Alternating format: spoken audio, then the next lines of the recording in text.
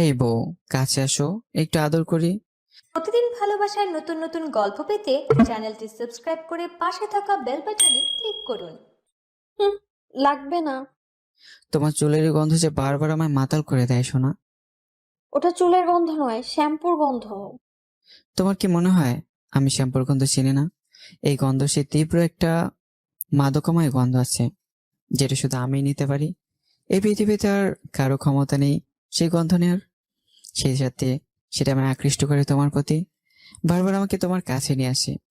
হাজার জনতার ভিডিওর মাঝেও আমি সেই গন্ধ শুকিয়ে বের করে দিতে পারবো তোমাকে।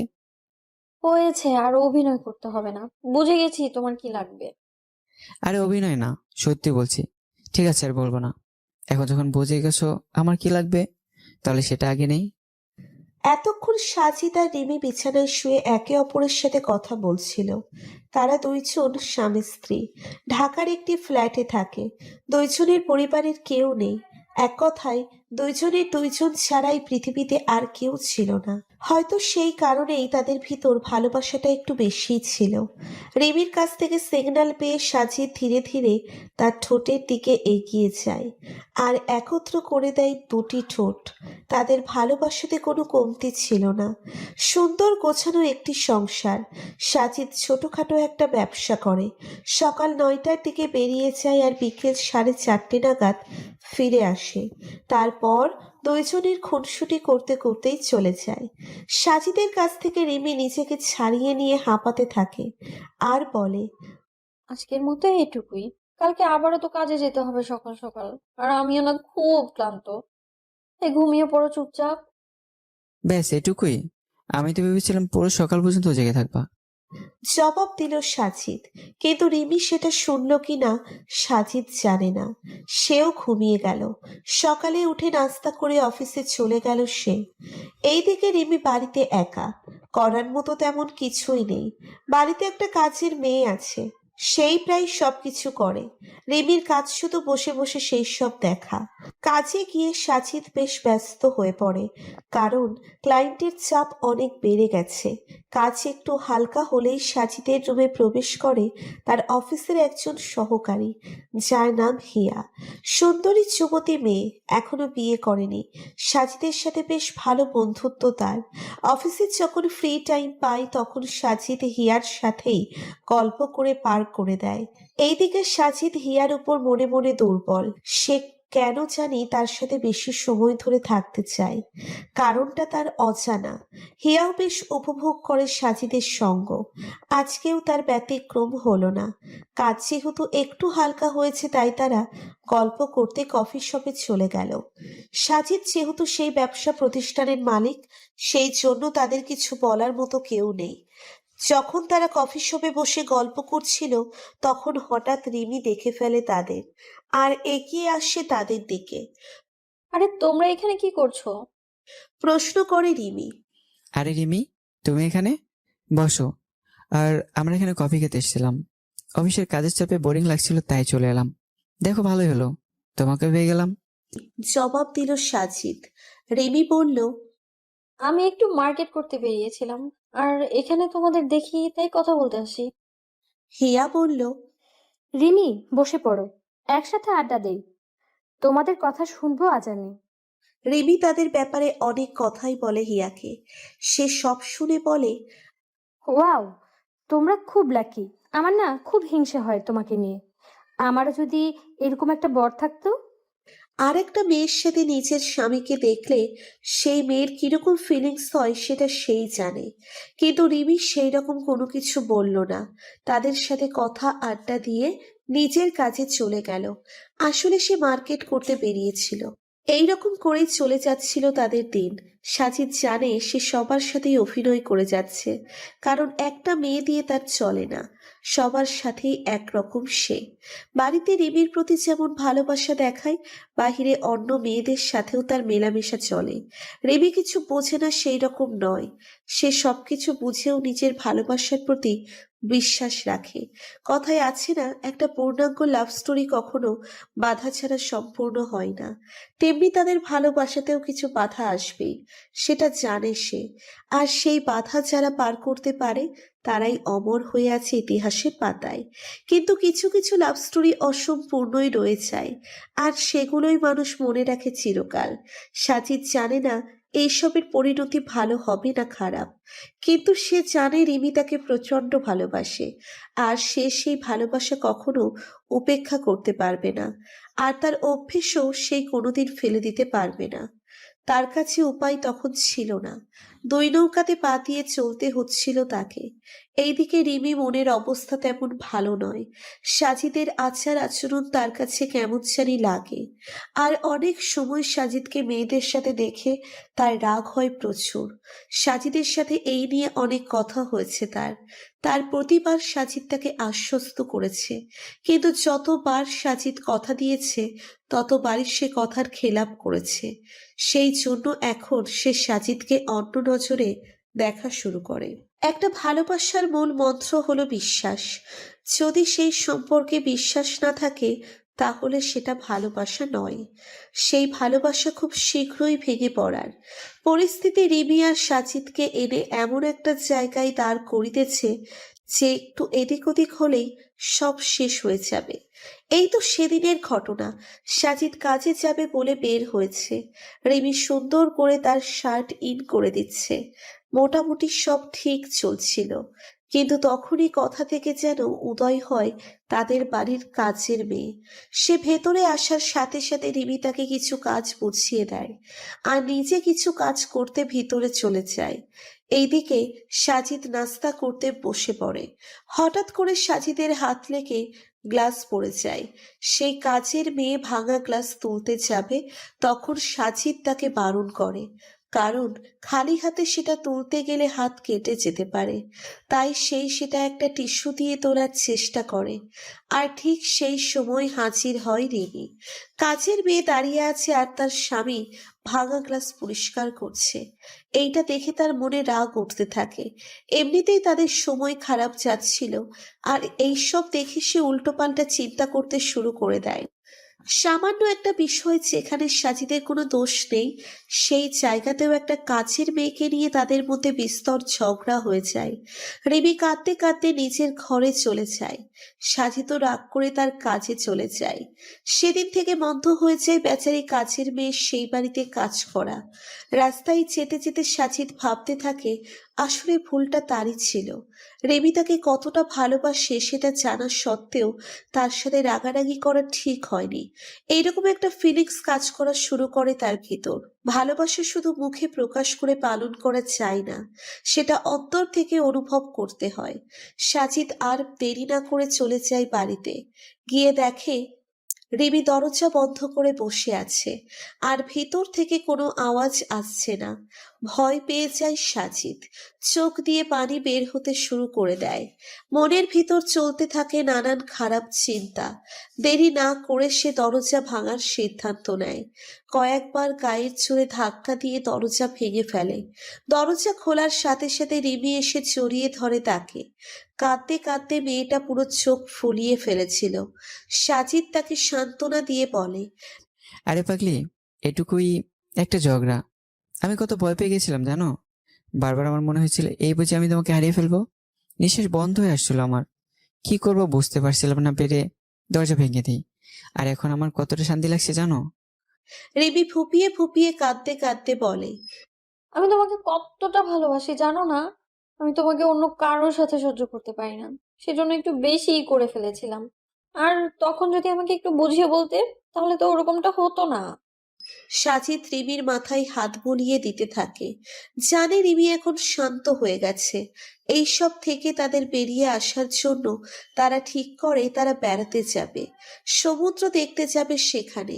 বিয়ের 1 বছর হয়ে গেছে, অনেকদিন কোথাও ঘুরতে যায়নি, তাই এটাই সুযোগ। কিন্তু তাদের দুইজনের কারো জানা ছিল না সেই সিদ্ধান্ত তাদের জীবনকে পাল্টে দিতে চলেছিল। আমরা কোথায় ঘুরতে যাব? রাঙামাটি, সেখানকার নিরিবিলি পরিবেশে শুধু তুমি আর আমি থাকবো, আর কেউ থাকবে না সেখানে।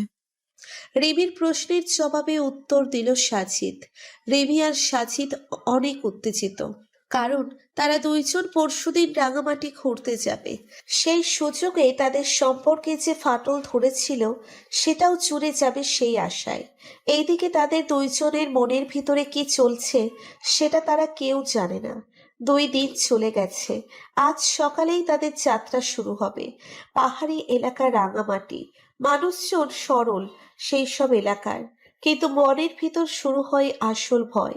রাতের বেলা হঠাৎ করে বনের ভিতর দিয়ে যাওয়া গাড়ির উপর আক্রমণ করে বসে ডাকাতের দল। সেই জন্য সাবধান থাকতে হয় সব সময়। কিন্তু সাজিদদের ভয় নেই, কারণ তারা দিনের বেলা যাত্রা করবে, আর সেটাই করলো তারা। ঢাকা থেকে বেশ অনেকক্ষণ লাগলো তাদের গন্তব্যে পৌঁছতে। যাযাবর, পাহাড় আর রাঙামাটি লোকসহ প্রায় সব জায়গায় তারা ঘুরে ঘুরে দেখলো। দিন শেষে তারা এসে পড়লো একটা হোটেলে। সারাদিন ক্লান্ত থাকায় ঘুমিয়ে গেল তারা দুজন। কিন্তু সাজিদের চোখে ঘুম নেই। তার এখানে আসার উদ্দেশ্য অন্য কিছু, সেটা সে রিমিকে বলতে পারবে না। তাই কৌশলে সে তার খাবারের মধ্যে ঘুমের ঔষধ মিশিয়ে দিয়েছিল, যার কারণে সকাল হওয়ার আগে আর রিমির ঘুম ভাঙবে না। সাজিদ হোটেল ছেড়ে বেরিয়ে কোথাও চলে যায়, আবার ভোর হওয়ার সাথে সাথে চলে আসে। রিমি টেরও পায় না সাজিদ সারা রাত বাহিরে ছিল। সকালে চোখ খুলে সে সাজিদকে পাশে দেখতে পায়। পরদিন সকালে তারা হোটেল ছেড়ে দেয়, কারণ তারা আরো দূরে যাবে, আর হোটেল সেখানেও আছে, তাই সেখানেই থাকা যাবে। পুরো দিন শেষে বিকালে এসে শুরু হয় আসল খেলা। এই পুরো অভিনয়ের মূল জায়গায় এসে দাঁড়ায় 2 ভালোবাসার মানুষ। আজও তাদের মনে ভালোবাসা ছিল কিনা সেটা কেউ জানে না, কারণ সেগুলোর বদলে তখন হয়তো দুইজনের মনের বদলে চলছিল প্রতিশোধের আগুন। কিসের প্রতিশোধ সেটা একমাত্র তারাই জানে। উঁচু পাহাড়ের উপর একটা বাংলো টাইপ বাড়ির ভিতরে রয়েছে সাজিদ আর তার স্ত্রী। দুইজনেরই পছন্দের জায়গা হয়ে উঠেছিল সেই বাড়িটা, কারণ আশেপাশে আর কোনো বাড়িঘর কিছুই নেই। সাজিদ 2 দিনের জন্য সেটা ভাড়া হিসেবে নিয়েছিল। সেই উঁচু জায়গা থেকে সূর্য ওঠার জায়গা খুব ভালো করেই দেখা যেত। দুপুরে খাওয়া দাওয়ার পর যখন তারা বিশ্রাম করছিল, তখন হঠাৎ সাজিদ রিমিকে প্রশ্ন করে বসে। আচ্ছা রিমি, আমি তোমাকে তোমার অতীত সম্পর্কে তেমন কিছু কোনোদিন জিজ্ঞেস করিনি। তোমার মা বাবা নেই জানি। যখন তুমি ক্লাস 9-এ পড়ো তখন তারা দুজনে একটা অ্যাক্সিডেন্টে মারা যায়, কিন্তু তার আগে বা পরে কিছু আমি জানি না। আজ এই নিরিবিলি জায়গায় আমার সাথে চাইলে সবকিছু শেয়ার করতে পারো, আর যদি দুঃখ মনের মধ্যে থেকে থাকে তাহলে সেটা বের করে দিতে পারো। সাজিদের এমন প্রশ্নে রিমি কিছুটা বিব্রত বোধ করে, কারণ সে তার অতীতকে ভুলে যেতে চায়। তার মা বাবাই ছিল তার কাছে সবকিছু, কিন্তু নিষ্ঠুর প্রকৃতি ছিনিয়ে নিয়েছে তাদের তার কাছ থেকে। আর তারপর সে অনেক কষ্টে নিজে পড়াশোনা করে আর ছোটখাটো কাজ করে এই পর্যন্ত এসেছে। আর এর মধ্যেই তার দেখা হয়ে যায় সাজিদের জন্য। সাজিদ নিজে রিমির জন্য বিয়ের প্রস্তাব নিয়ে এসেছিল, কিন্তু রিমি বিয়ে করতে চায়নি। সে জীবনে অনেক কিছু করতে চেয়েছিল, কিন্তু দেশে একা মেয়ে এত কিছু একা কোনোদিন করতে পারে না। আর সাজিদ রিমিকে সময় দিয়েছিল অনেক। প্রতিদিন সে দেখা করতে আসতো তার সাথে, তাকে বোঝাতো নানা রকম করে। আর এইসব কিছুর মধ্যেই দুজনের মধ্যে একটা ভালো লাগা কাজ করতে শুরু করে দিয়েছিল। আর তারপর দুইজনের মতের ভিত্তিতে দুজন বিয়ে করে নেয়। তারপর 1 বছর পূর্ণ হয়ে গেছে। আর সাজিদের স্টোরিও অনেক সাদামাটা। জন্ম থেকেই অনাথ সে, কিন্তু পড়ালেখাতে মতন ভালো ছিল। স্কুলে খারাপ রেজাল্ট করতো সে। স্কুল জীবনে তার পড়ালেখা একেবারে ডাউন ছিল, ক্লাসে লাস্ট হতো সব সময়। কিন্তু হঠাৎ করে তার গতি পাল্টে যায়। কলেজে ওঠার সাথে সাথে তার সবকিছু বদল হয়ে যায়। পড়ালেখা অনেক ভালো করে করতে শুরু করে দেয় সে। সব বিষয় ফার্স্ট হতে শুরু করে দেয়। হয়তো বুঝতে পেরেছিল জীবনের আসল মানে, সেই জন্য এইসব। আর একদিন কোনো এক জায়গায় রিমিকে দেখে পছন্দ হয়ে যায়, আর ব্যাকগ্রাউন্ড চেক করে দেখে তার কেউ নেই। তাই বিয়ের প্রস্তাব নিয়ে হাজির হয় সে। তার পরের ঘটনা সংক্ষিপ্ত। রিমি সবকিছু বলে দেয় সাজিদকে, কিন্তু সাজিদ কেমন জানি মনমরা হয়ে যায় সব শুনে। হয়তো সে অন্য কিছু আশা করেছিল। সে আর কিছু জিজ্ঞেস করে না তাকে। ওই দিনটা তাদের সেই রকম করেই কেটে যায়। ওই দিন রাতে যখন রিমি শুয়ে পড়ে তখন সাজিদ আবার বাহিরে বের হয়ে যায়। আজকে রিমি আর ঘুমিয়ে থাকে না। হঠাৎ করে তার ঘুম ভেঙে যায় আর পাশে দেখে সাজিদ নেই। তাই সেও বাহিরে গিয়ে দেখে একটা ছায়ামূর্তি পাহাড়ের ঢাল বেয়ে নিচে নেমে যাচ্ছে। রিমির চিনতে অসুবিধে হয় না সেটা সাজিদ। এত রাতে তাকে একা রেখে সাজিদ কোথায় যাচ্ছে সেই চিন্তায় সেও ফলো করা শুরু করে দেয় তাকে। ফলো করতে করতে দেখে সাজিদ নিচে কারোর সাথে দেখা করছে আর কারোর সাথে কথা বলছে। রেমি তাদের কাছে যায়, গিয়ে দেখে একটা নারী মূর্তির সাথে সাজিদ কিছু কথা বলে যাচ্ছে। রেমি লুকিয়ে তাদের আরো কাছে যায়, কিন্তু সেই মহিলা কে সেটা সে বুঝতে পারে না, কিন্তু তাদের কথাবার্তায় স্পষ্ট শুনতে পায়। রিমি যা শুনতে পায় সেটা শুনে তার গায়ের লোম দাঁড়িয়ে যায়, থরথর করে কাঁপতে শুরু করে দেয় সে। কারণ তারা যা বলছিল সেটা বলার মতো নয়। তারা দুজন বলছিল, অভিনয়ে সব অভিনয়। আমি এতদিন অভিনয় করে এসেছি আজকের দিনের জন্য। আর আমি জানি রেমি, অভিনয় করে এসেছো। যখন তার বাবা মা মারা যায় তখন সে একা হয়ে যায়, কেউ তার দিকে ঘুরেও তাকায় না। সেই সময় আবির্ভাব হয় আমার। আমি তাকে প্রস্তাব দিই, সে কে সেটা না জেনেই। আর আমার মতো বড় লোক দেখে সেও রাজি হয়ে যায়। কিন্তু তখন আমি বুঝতে পারিনি সেটা সেই রেমি যে আমার জীবনকে একটা সময় নষ্ট করে দিয়েছিল। বিয়ের পর আমি বুঝতে পারি সেটা সেই। আর তখন থেকে আমি প্ল্যান করতে শুরু করে দিই। আর আমার প্ল্যানের শেষ ধাপ কালকে হতে চলেছে।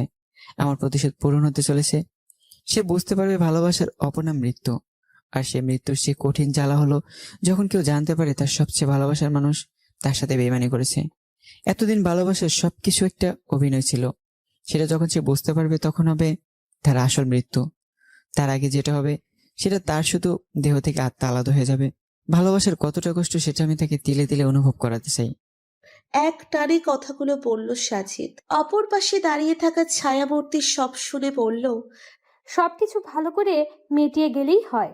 তারপর শুধু তুমি আর আমি থাকবো।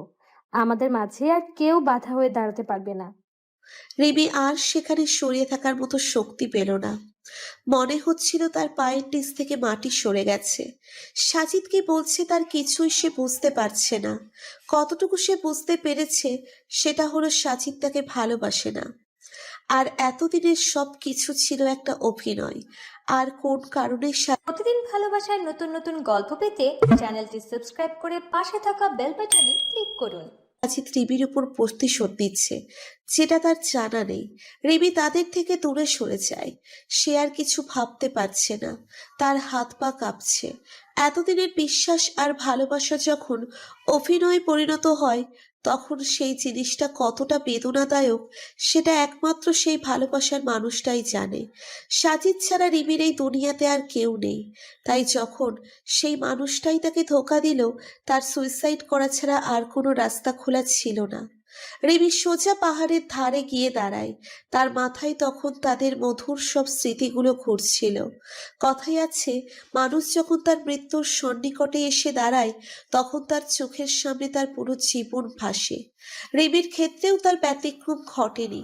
বন্ধ চোখের ভিতর সব স্মৃতি সে মনে করছিল। মনে মনে প্রস্তুতি নিয়ে নিয়েছে সে লাফিয়ে পড়বে, কিন্তু তখনই তার বিবেক তাকে বাধা দেয়। নিজেকে প্রশ্ন করে কেন সে আত্মহত্যা করবে, তার তো কোনো দোষ নেই। সে কেন বেছে নিবে এই পাপের রাস্তা? নিজেকে কিছুটা সামলে নেয় সে। মনে মনে বলে তাকে এইসব কিছুর শেষ দেখতে হবে। সাজিদ কেন তাকে মারতে চায়, তোর কি দোষ সেটা তোর জানতে হবে। তাই রিমি সুইসাইড করার কথা মাথা থেকে বের করে দেয়।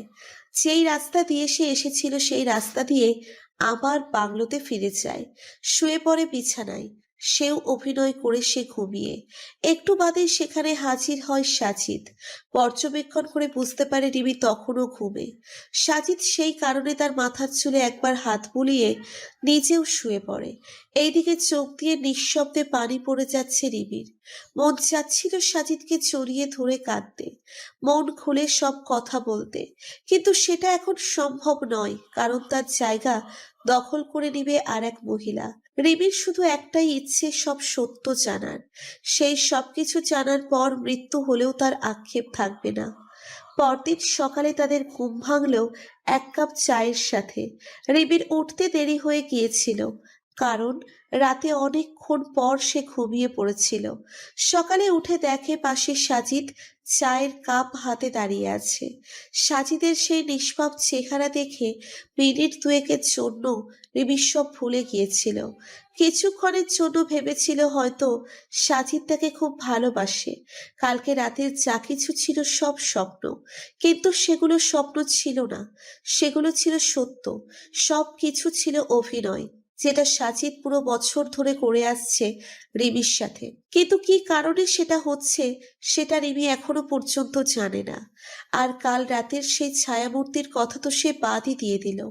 কিছু মেয়ে আছে যারা ভালোবাসার জন্য পাগল হয়ে থাকে, যাকে তারা ভালোবাসে তাকে মন থেকে চায়, কিন্তু যখন সেই মানুষের থেকে ধোঁকা পায় তখন সেই মেয়েগুলো নিজের বা তার ভালোবাসার মানুষের ক্ষতি করতে দ্বিধাবোধ করে না।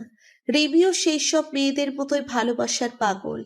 সে সারা রাত চিন্তা করেছে, তার আগে সুইসাইড পর্যন্ত করতে গিয়েছিল, কিন্তু সেটা করেনি সে। তাই পুরো রাত সে চিন্তা করেছে যদি আসলেই সাজিদ তাকে ঠকিয়ে থাকে তাহলে সে হয় নিজে মরবে, আর না হলে সাজিদকে খুন করে দিবে। কিন্তু আজ সকালে কেমন জানি সব উল্টোপাল্টা হচ্ছে তার সাথে। যেখানে সাজিদের তাকে খুন করার কথা বা সেই রকম প্ল্যান করার কথা, তার বদলে সাজিদ তার যত্ন নিচ্ছে। রিমি কিছুই বুঝতে পারছিল না।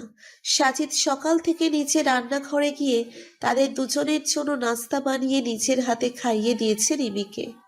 কিন্তু রিমি বুঝে গেছে এইসব করার কি কারণ। এইসব করার কারণ একটাই, সেটা হলো সুন্দর করে তাকে খুন করা। কারণ ছাগলকে জবাই করার আগে তাকে ভালো মতো যত্ন করতে হয়, তারপর ভালো করে তাকে জবাই করা হয়।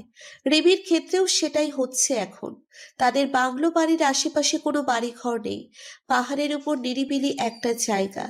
সেখান থেকে যদি একই চোরে চিৎকার করে তাহলেও কেউ শুনতে পারবে না। আর পাহাড় থেকে ফেলে দিলে খাদে লাশের চিহ্নও খুঁজে পাওয়া যাবে না।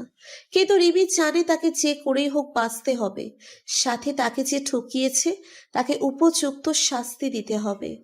অনেকটা সাইকোদের মতো চিন্তা ভাবনা হয়ে গেছে তার। সাজিদ রিমিকে রেখে বাহিরে চলে গেল কিছুক্ষণের জন্য। রিমি এতক্ষণ যাবৎ চুপচাপ সব দেখে যাচ্ছিল, শুধু কিছুই বলেনি সে। কিন্তু সাজিদ চলে যাওয়ার পর সে চিন্তা করার সুযোগ পায়। তখন তার মাথার ভিতর অনেক চিন্তা ঘুরপাক খাচ্ছিল। বারবার মনে হচ্ছিল এই বুঝি সাজিদ তার উপর আক্রমণ করবে আর তাকে মেরে ফেলবে। কিন্তু সেই সব কিছুই হচ্ছিল না। রিমির অবস্থা প্রায় পাগল প্রায় হয়ে গিয়েছিল, কিন্তু তার মাথা একটু হলেও কাজ করে যাচ্ছিল। সে বাংলো বাড়ির একটা কাজের মহিলা ছিল, কেয়ারটেকার। তাকে দিয়ে রিমি বাজারে পাঠায় বিষ কিনে আনার জন্য। হ্যাঁ, বিষ। রিমি যদি নিজেকে বাঁচাতে চায় আর এতদিন তার সাথে করে আসা অভিনয়ের বদলা চায়, তাহলে তাকে হয় নিজেকে শেষ করে দিতে হবে, না হলে সাজিদ আর সেই নারীর ছায়ামূর্তিকে। রিমি 2 নম্বর অপশন চয়েস করেছিল, মানে ওই নিজেকে বাঁচাতে ওই নারী ছায়া মূর্তির সাথে সাজিদকে শেষ করে দেওয়া। সেটা যে করেই হোক না কেন। এইদিকে সাজিদ পাহাড়ের নিচে নেমে গেছে কিছু প্রয়োজনীয় জিনিস কেনার জন্য। প্রয়োজনীয় জিনিস বলা ভুল হবে, কারণ সেগুলোর প্রত্যেকটা জিনিস হতে চলেছিল একটা ভয়ানক কিছুর সাক্ষী। সাজিদ আবার সেই মহিলার সাথে দেখা করলো। তার সাথে বেশ কিছু সময় কাটিয়ে সে রওনা দিল বাড়ির উদ্দেশ্যে। সেই দিন সেই বাড়িটা যেন এক ভিন্ন সাজে সেজেছিল। স্বামী স্ত্রীকে মারার পরিকল্পনা করছিল, আর স্ত্রী স্বামীর এতদিনে তার সাথে করা অভিনয়ের বদলা নেওয়ার জন্য। পুরো বাড়িটা যেন নাট্যমঞ্চ হয়ে গিয়েছিল। সেই মঞ্চে স্বামী স্ত্রী দুজনেই ছিল অভিনেতা আর অভিনেত্রী, কিন্তু তারা নায়ক নায়িকা হলেও একাধারে ছিল দুইজনের শত্রু, এক কথায় ভিলেন। স্বামী বদলা নিতে চায় তার স্ত্রীর কোনো অতীতে করা কাজের জন্য, আর স্ত্রী বদলা নিতে চায় স্বামীর সেই ঘৃণ্য রূপের জন্য। এই পুরো নাটকে থার্ড পার্সন হিসেবে ভূমিকা পালন করছিল এক অজানা মহিলা। যদি স্বামী তার স্ত্রীকে খুন করতে সফল হয় তাহলে সেই মহিলা হয়ে যাবে তার। খুনের নেশায় এখন মত্ত দুইজন, কে হবে বিজয়ী সেটা দেখার অপেক্ষায় আছে নির্মল প্রকৃতি। দুপুর প্রায় হয়ে এসেছিল, বাড়িতেই তারা থাকছে বেশি সময়। সাজিদ রিমিকে সময় দিচ্ছে আরো বেশি করে, কারণ সে চায় যেন মৃত্যুর আগে রিমি সাজিদের ভালোবাসার প্রতিটা বিন্দু অনুভব করতে পারে। ধীরে ধীরে রাত হয়ে আসতে শুরু করে দিল। দিন যত যাচ্ছিল দুইজনের মনের মধ্যে তত ভাবনার উদয় হচ্ছিল। সাজিদ তৈরি ছিল তার কাজ করার জন্য, আর রিমিও তৈরি ছিল। সূর্য যখন পশ্চিম আকাশে হেলে পড়ে তখন থেকে শুরু হয় আসল খেলা। দুইজনের আচরণ পরিবর্তন হতে শুরু করে। সাজিদ রিমি ভালো করে সেজে আসতে বলে। রিমি যখন নিজে সাজতে চায় তখন সাজিদ তাকে নিয়ে গিয়ে নিজেও হাতে সাজিয়ে দেয়। রিমিও নিজেকে উজাড় করে দেয় সাজিদের কাছে। রিমিকে একেবারে পরিপাটি করে সাজিয়ে তোলার পর সাজিদ নিজে তৈরি হতে চায়। রিমি বুঝে গিয়েছিল তাদের মধ্যে একজনের মৃত্যুর ক্ষণ বয়ে আসছে ধীরে ধীরে। সাজিদ নিজে তার সব প্ল্যান রেডি করে নেয়, আর বাড়ির পিছনের দরজায় সেই মহিলাকে দাঁড়িয়ে থাকতে বলেছিল সে। একবার চেক করে দেখে সেই মহিলা সেখানেই আছে প্ল্যান মাফিক। সাজিদ এইবার রিমির সাথে বসে পড়ে ক্যান্ডেল লাইট ডিনারের জন্য। সব খাবার সে নিজ হাতে বানিয়েছে। খেতে খেতে সাজিদ রিমিকে বলল, আচ্ছা রিমি, স্কুল জীবনে কি কোনোদিন কারো লাভ লেটার পাওনি? হঠাৎ এই ধরনের প্রশ্ন শুনে সে কিছুটা বিব্রত বোধ করতে শুরু করে দিল, কিন্তু নিজেকে ঠিকই সামলে নিয়ে বলল, আমি ছিলাম মেয়ে, লাভ লেটার তো অনেক পেয়েছি, কিন্তু সবাইকে আমি রিজেক্ট করে দিয়েছিলাম বারবার। সেখানে কি এমন কোনো ছেলে ছিল না যে তোমার বরাবর রিজেক্ট করার পরও পিছু করতো তোমার? প্রশ্ন করলো সাজিদ। না, সেরকম কেউ ছিল না। রিমির সোজা জবাব দিয়ে দেয়। রিমির উত্তর শুনে সাজিদ রেগে যায় আর চিৎকার করে বলে, মিথ্যে বলছো তুমি। ছিল না মানে? অবশ্যই ছিল। এমন একজন ছিল যে তোমার পিছু করতো।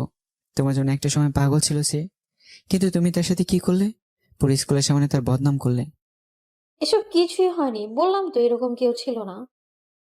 আবারও শান্ত মাথায় জবাব দিল রিমি। এইবার সাজিদ আরো রেগে গেল। চিৎকার করে দাঁড়িয়ে গেল সে। রিমিকে উদ্দেশ্য করে অকথ্য ভাষায় গালি দিল। তারপর বলল, সেই স্কুল জীবন থেকেই তোর মতো অভিনেত্রী আর কেউই ছিল না। মনে পড়ে সেই সাজ্জাদকে, যে তোকে বারবার পিছু করতো, বারবার তোর সামনে একটা লাল গোলাপ নিয়ে দাঁড়িয়ে থাকতো, কিন্তু প্রতিবারই সেই গোলাপ তুই হাত থেকে নিয়ে পায়ে পিষিয়ে দিতি। সেই অতীত কি মনে পড়ে আজ? সাজিদের মুখে সেই নামটা শুনে এইবার রিমি বড় ধরনের একটা শক খায়। কিছুক্ষণের জন্য সে ফিরে যায় অতীতে। জীবনের কিছু ঘটনা আবার মনে করার চেষ্টা করতে থাকে। তখন সময়টা ছিল রিমির স্কুলের জীবন। ক্লাস 8-এ পড়তো সে। একই স্কুলের এক ক্লাস উপরে, মানে ক্লাস 9-এ পড়তো সাজ্জাদ নামের সেই ছেলে। বড় ক্লাসের মেয়েদের সাথে মিশতে মিশতে রিমির চালচলন তাদের মতো হয়ে গিয়েছিল। অল্প বয়সে বেশি পেকে গেলে যা হয়, রিমিও সেই রকম ছিল। স্কুলের অনেক ছেলে তাকে প্রপোজ করত। রিমি কাউকে না করতো না, সবাইকে হ্যাঁ বলে তাদের সাথে ঘুরে বেড়াতো, আর ইচ্ছে মতো তাদের পকেট খালি করাতো। কিন্তু সেটা বেশি দিন আর টেকে না। যখন সবাই বুঝে যায় রিমি তাদের শুধু ইউজ করছে, তখন সবাই তার থেকে দূরে থাকার চেষ্টা করতে থাকে। কিন্তু সবাই তো আর এক নয়। তাদের ভিতর সাজ্জাদ ছিল বেশ ভালো ছেলে। পড়ালেখাতে কাঁচা হলেও তার ব্যবহার ছিল অনেক ভালো, দেখতেও মোটামুটি। যেদিন প্রথম সেই সাজ্জাদ রিমিকে দেখে তখনই তার ভালো লেগে যায়। রিমির জন্য সে সব কিছু করতে পারবে এইরকম মানসিকতা তৈরি হয়ে যায় তার ভেতরে। তাই প্রতিদিন সাজ্জাদ রিমির জন্য গোলাপ ফুল নিয়ে যেত, আর রিমি সেগুলো ফেলে দিত অথবা পা দিয়ে পিষে ফেলতো। কিন্তু সাজ্জাদ তাকে সত্যি সত্যি ভালোবাসতো, কিন্তু সেটা বোঝার মতো ক্ষমতা তার ছিল না। এইরকম করেই চলে যাচ্ছিল তাদের দিন। একদিন হঠাৎ রিমির মাথায় বুদ্ধি এসে যায় সাজ্জাদকে ব্যবহার করার, কারণ অনেক দিন কেউ তার জালে পা দেয়নি, তাই সাজ্জাদ সেটার জন্য পারফেক্ট। এইদিকে রিমির বান্ধবীরাও তাকে আরো উস্কে দেয়। আর সাজ্জাদ এর বন্ধুরা তাকে সাজ্জাদকে সাবধান করতে থাকে, কিন্তু সাজ্জাদ শোনার পাত্র নয়। রিমি অভিনয় শুরু করে দেয় সাজ্জাদের সাথে। জীবনের সেরা পারফরমেন্স সে সাজ্জাদের সাথেই করে। সাজ্জাদ পুরোপুরি বিশ্বাস করে নেয় যে রিমি তার হয়ে গেছে। শুধু সে নয়, স্কুলের বাকি ছেলে মেয়েও বিশ্বাস করতে বাধ্য হয়। রিমি চেয়েছিল সম্পর্কটা অনেক দিন টিকিয়ে রাখতে, কারণ সে যা বলতো সাজ্জাদ তাই করত। একদিন হলো কি, রিমির মডেল টেস্ট পরীক্ষা। সারা বছর এই সেই করে তার অবস্থা পরীক্ষার আগে খারাপ, পাশ করার কোনো চান্স ছিল না। তখন সে সাজ্জাদের কাছে এমন অভিনয় শুরু করে দেয় যে সাজ্জাদের মন গলে যায়। সাজ্জাদ ঠিক করে সে আগের দিন রাতে স্কুলের অফিস থেকে প্রশ্নপত্র চুরি করে নিয়ে যাবে আর তা রিমিকে দিবে। যেই ভাবা সেই কাজ। পরীক্ষার আগের দিন রাতে স্কুলের দেওয়াল টপকে সাজ্জাদ ভিতরে প্রবেশ করে। তার আগে সে দপ্তরের পকেট থেকে চাবি চুরি করে সেটার একটা ডুপ্লিকেট চাবি বানিয়ে নিয়েছিল। সেটা দিয়ে সে ধীরে ধীরে অফিস রুম খুলে ভিতরে ঢুকে প্রশ্নপত্র যেখানে রাখে সেখানে গিয়ে যেই যেই প্রশ্ন আসবে সেই সব প্রশ্ন একটা কাগজে লিখে নেয়। তারপর আবার সবকিছু যেরকম ছিল সেই রকম করে রেখে অফিস বন্ধ করে চলে যায়। কিন্তু সে একটা ভুল করে, সেটা হলো তার নিজের একটা কলম সেখানে ফেলে রেখে যায়। আর প্রশ্নপত্র আঠা দিয়ে লাগানো থাকে সব স্কুলে, কিন্তু সেই খাম কোনো মতে খুললেও সাজ্জাদ পরে আঠা দিয়ে সেটা লাগানোর কথা ভুলে যায়। ফলাফল যা দাঁড়ায় তা হলো স্যাররা বুঝে যায় কেউ প্রশ্নপত্র নকল করেছে। সেই সময়ে তারা পরীক্ষা বাতিল করে দেয়। পুরো স্কুলের সব শিক্ষার্থীদের মাঠের মধ্যে হাজির করায় আর সবার উদ্দেশ্যে বলা হয় প্রশ্নপত্র চুরির কথা। তখন স্পট থেকে পাওয়া সেই কলম উঁচু করে সবার সামনে ধরলে একজন সেই কলম চিনতে পারে। সেটা আর কারো নয়, সেটা ছিল সাজ্জাদের কলম। স্যাররা তখন অবাক হয়ে যায়, কারণ সাজ্জাদ যথেষ্ট ভালো ছেলে, কিন্তু প্রশ্নপত্র চুরি করারও তার কাছে কারণ আছে, কারণ সে ভালো করে পড়াশোনা করে না। তখন তাকে সার্চ করা হয় আর অফিস রুমের একটা ডুপ্লিকেট চাবি পাওয়া যায় তার পকেট থেকে। তখন সবাই বিশ্বাস করে নেয় চুরি সাজ্জাদ করেছে। এইদিকে সাজ্জাদ রিমিকে সেই সব প্রশ্ন দিয়ে দিয়েছিল, সেগুলো সে ভালো করে পড়ে এসেছে। পুরো স্কুল তখন সাজ্জাদকে ছিছি করতে থাকে। সবার সামনে প্রিন্সিপাল স্যার তাকে বেত দিয়ে অনেক মার মারে, তার গায়ের শার্ট প্যান্ট খুলে তাকে মারতে থাকে।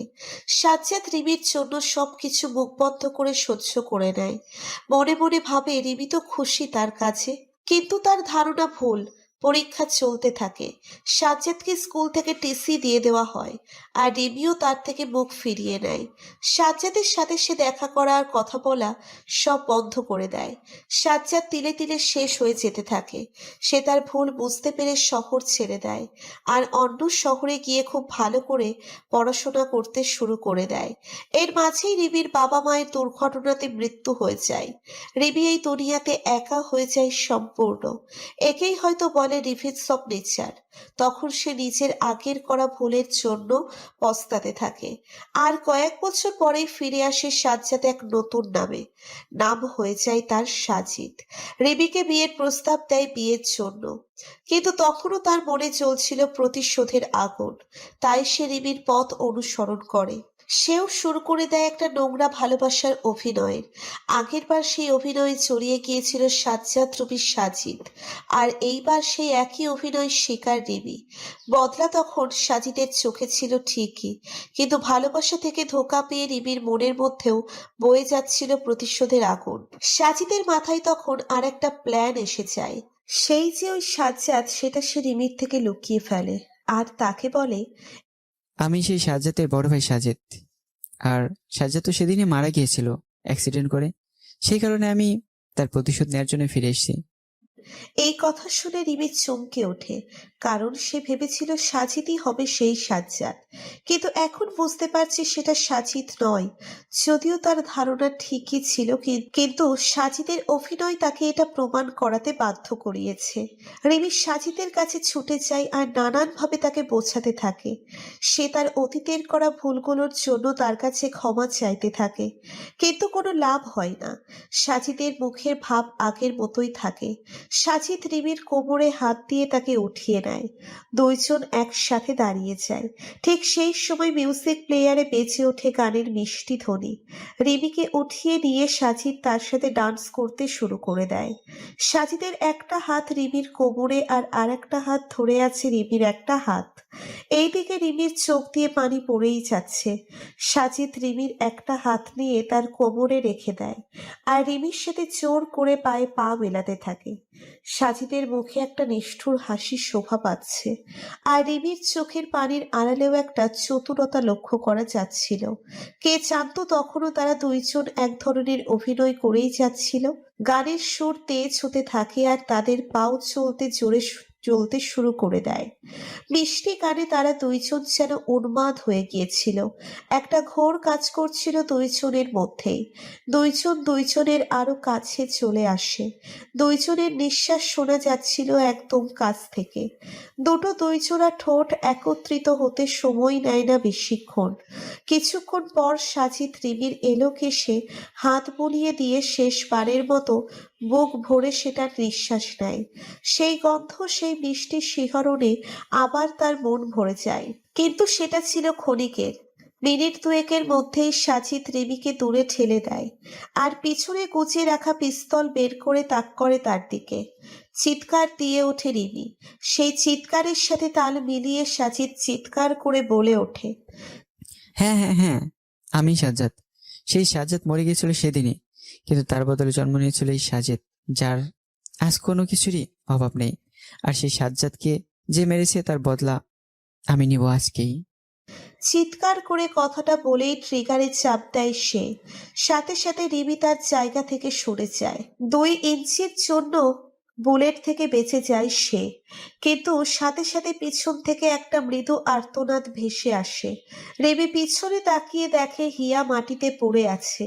ঠোঁট তখনও কাঁপছিল তার, আর পেট থেকে তাজা রক্ত বেরিয়ে আসছিল। পাশের পড়েছিল একটা ফুলদানি। সবকিছু ক্লিয়ার হয়ে যায় রিমির কাছে। সাজিদ আর হিয়া মিলে তাকে মারার প্ল্যান করেছিল, আর হিয়াই সেই নারী ছায়ামূর্তি ছিল যাকে সে সাজিদের সাথে পাহাড়ের নিচে কথা বলতে দেখেছিল। সাজিদের চিৎকার শুনে হয়তো হিয়া ভিতরে এসে নীরবে রিমির পিছনে ফুলদানি হাতে নিয়ে দাঁড়ায়, যাতে রিমি কিছু করার আগেই তাকে সে আঘাত করতে পারে। কিন্তু বিধি হয়তো অন্য কিছু চেয়েছিল, তাই রিমির বদলে গুলিটা হিয়াকে লাগে, আর এখন তার এই অবস্থা। সাজিদ হিয়ার সেই অবস্থা দেখে ছুটে চলে যায় সেখানে। তার মাথা নিজের কোলে নিয়ে অনেক কথা বলে, কিন্তু ততক্ষণে হিয়া শেষ নিঃশ্বাস ত্যাগ করেছে। সাজিদ রাগের বশে হাতে ধরে থাকা পিস্তল আবার রিমির দিকে তাক করে, কিন্তু ততক্ষণে তার দেহ কাঁপতে শুরু করে দিয়েছিল। হাত থেকে পিস্তল পড়ে যায়। তার মনে হচ্ছিল ফুসফুস জ্বলে পড়ে যাচ্ছে ভিতরে। এটার কারণ একটাই, তীব্র বিষ। কিন্তু সে তো সেই রকম কিছু করেনি। তখন সে বন্ধ হয়ে আসা চোখ দিয়ে একবার রিমির দিকে তাকায়। দেখতে পায় রিমি তার চুলে হাত বুলিয়ে দিচ্ছে। সাজিদ বুঝতে পারে রিমি তার চুলে সুগন্ধির সাথে বিষ মিশিয়ে দিয়েছিল, যাতে সেটার গন্ধ নেওয়ার সাথে সাথে সে মারা যায়। আর সাজিদ যে চুলের গন্ধ নিবেই সেটা রিমি খুব ভালো করেই জানতো। আর কিছু দেখার মতো অবস্থায় সাজিদ থাকে না। আশেপাশের সবকিছু ঝাপসা হয়ে আসতে শুরু করে।